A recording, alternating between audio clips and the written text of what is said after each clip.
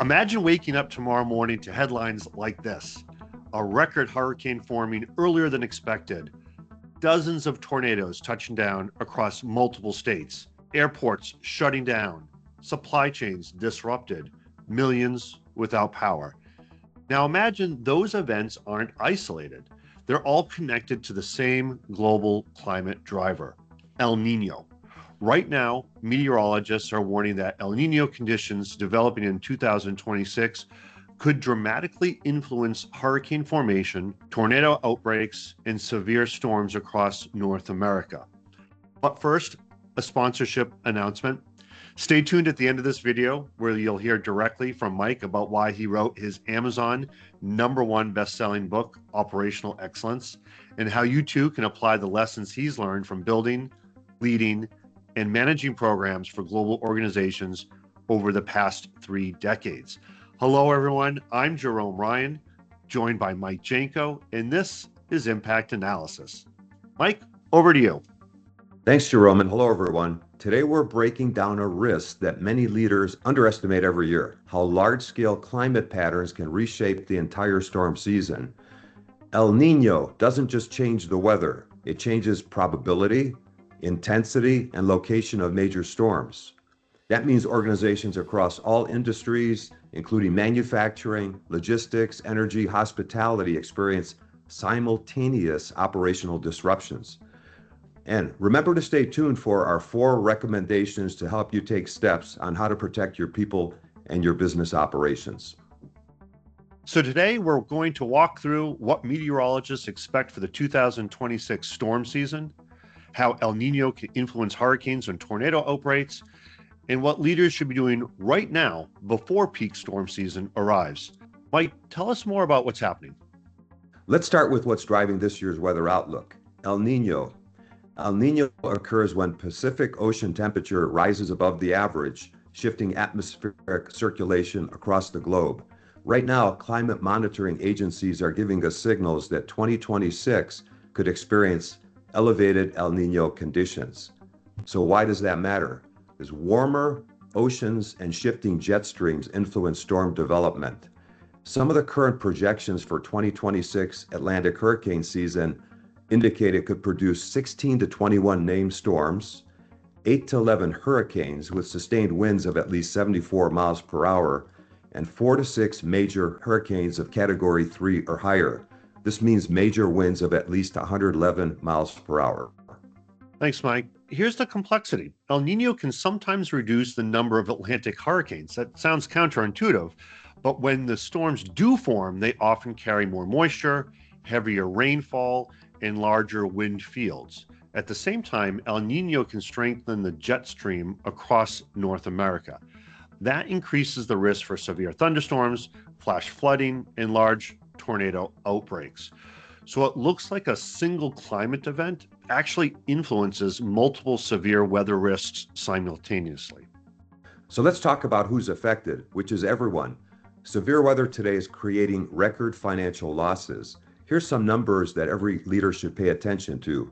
The U.S. averages over 1,200 tornadoes each year.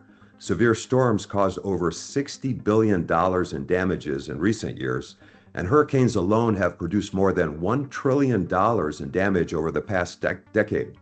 These events don't just affect coastal areas. Some systems now are regularly affecting large portions of the country simultaneously.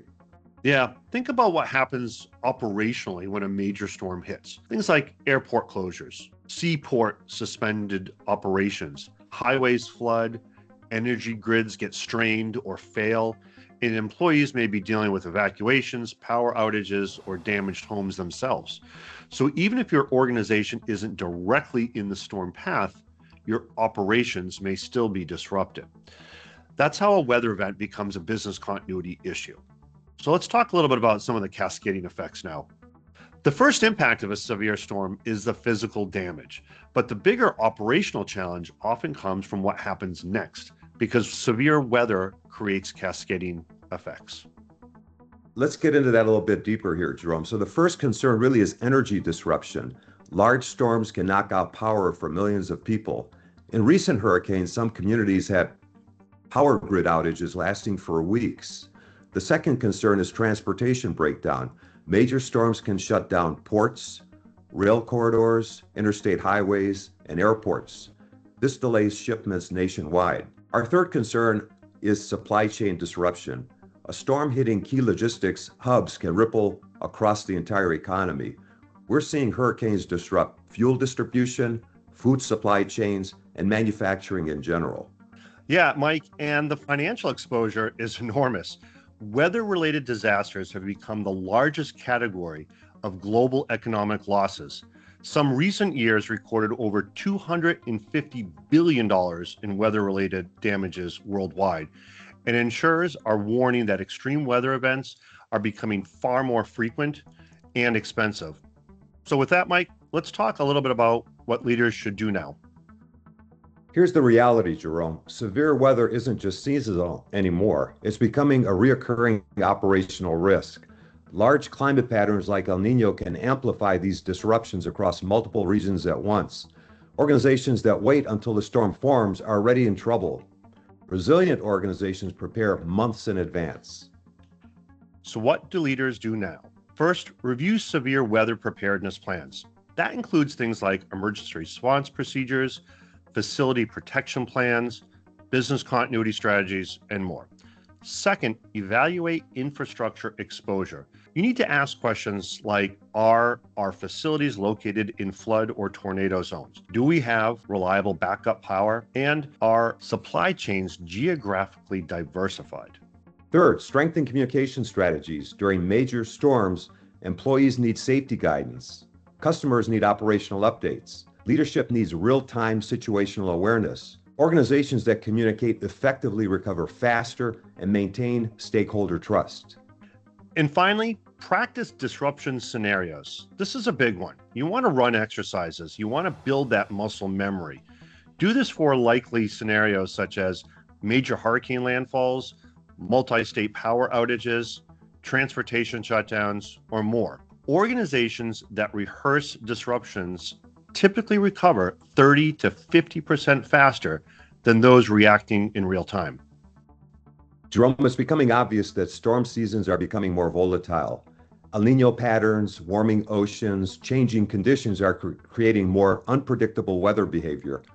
Organizations can't control storms, but they can control how prepared they are. Please share our story with friends and colleagues, subscribe, and like our Impact Analysis channel. It's always great joining you, Jerome, and sharing our message to benefit our audience.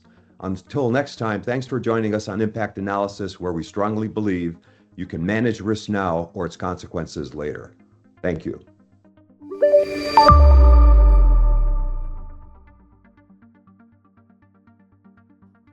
Hi, I'm Mike Janko, author of Excellence in Operational Resilience and co-host of the new YouTube channel, Impact Analysis. I wrote this book so you can learn of my journey of both personal and operational resilience. During my career as Goodyear's Director of Global Business Continuity and various leadership roles at both Nestle and Stouffer Hotels, we successfully managed through nearly 4,000 significant events and crises throughout the US, Latin America, Europe, Middle East, Africa, and Asia Pacific. A key takeaway during all those events was our teams performed the best when they were led by resilient leaders. My personal resilience is based on being an athlete, martial artist, and setting 2 world sit-up records.